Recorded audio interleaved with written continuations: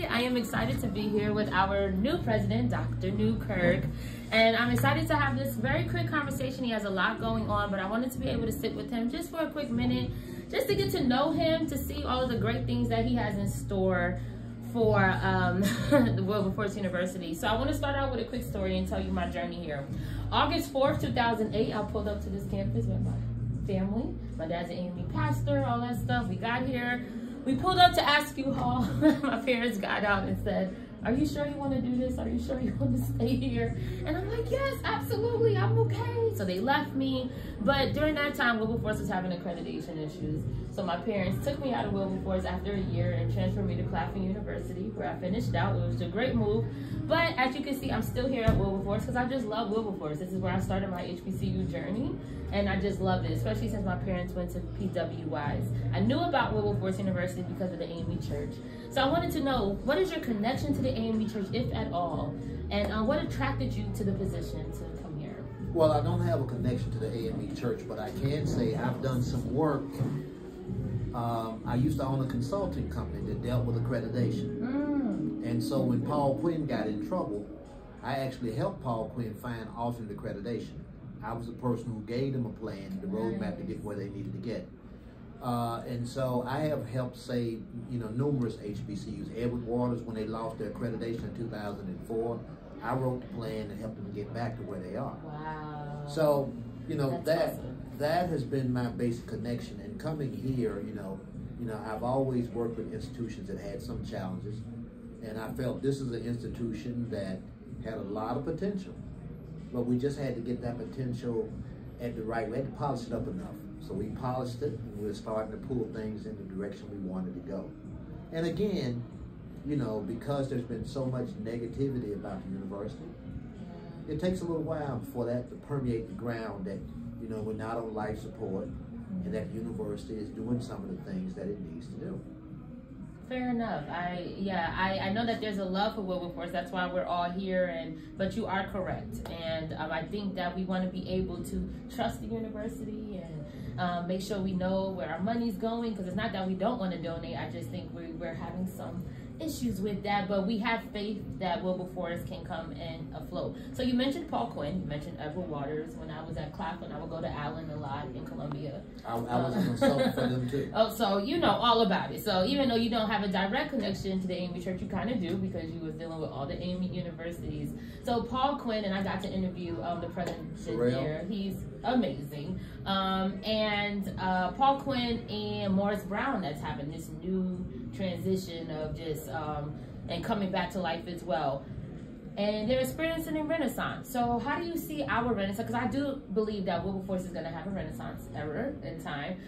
How do you see that happening, or what does it look like for you when Wilberforce reaches their renaissance time? Well, I'll tell you what, right now, people always say a renaissance, and I always say, what is a renaissance? I think this university had a lot of press that was unfairly given. A lot of the press that people really didn't know. And when you don't give the information that they need, they make it up. And so, when we look at stuff here at this university, what's been the key problem for Wilberforce is that any institution that's trying to operate, private institution, you need at least 1,000 students. If you're not operating with 1,000 students, well, then you're going to always have a hard time, flowing cash positive. You can't raise enough money, especially for institutions that never raised a lot. So what we're looking at is that these old dorms, is it going to be worthwhile to fix them? Or is it worthwhile to tear them down and build new? So what we're doing right now is building 300 beds on our campus and apartment complex.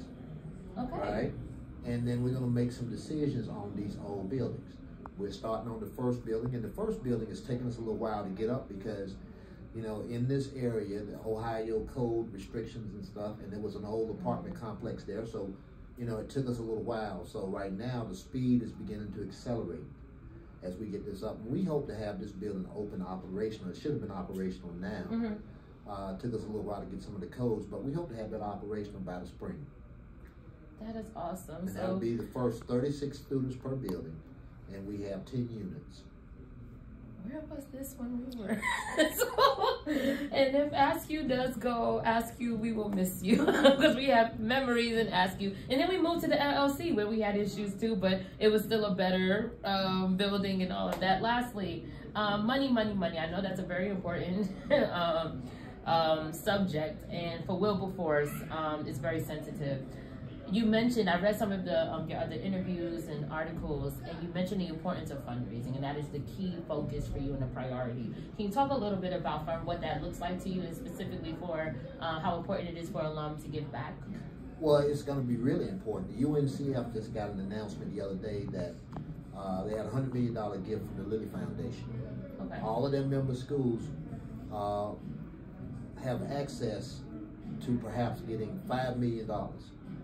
If each institution matches the $5 million. Well, Wilberforce never raised $5 million in its life, in its history. So what we're starting right now is looking at how we plan in order to get this $5 million. $5 million, they're not going to give it to us, but it's going to be money that we can count in our tax audits. We get all the interest off of it. It's going to actually be owned by us, part of a pool endowment. And so what we're doing right now is looking at how we can raise that match. We got 5 years to do it, okay? Okay. And in addition to that, we're going to be starting a $50 million capital campaign. Now, we've done a lot of good things this year to get started on that. This year, you know, we raised, each year, even in the past, we've been raising about $1 million a year, okay? So what we're doing now is that we are building connections to people over in Dayton. We're building connections to people in Cincinnati, major industries. And now we're starting our cooperative education program. Oh, co-op. Wonderful. Yeah. Hey, co-op. Because that's going to allow us to connect our students. Shout out to Hardy Brown. Connect our students to, you know, industry. I love that. Co-op was essential for Wilberforce University back in the day, so I love that. Well, I won't take up any more of your time. Dr. Newkirk, thank you so much. And I'm excited. This won't be my last time visiting. I'm here. We were actually here last month. We lost our best friend. And we released doves at the fountain. I remember. That was our best friend, AJ. So we were just here last month, and he said, why don't we come back so we can just have some fun and come back to where it all started. So after this, it's fun mode time. I just wanted to do this with you, and thank you so much. Well, thank you so much. Thank you. Have a good one. You too. Thank you.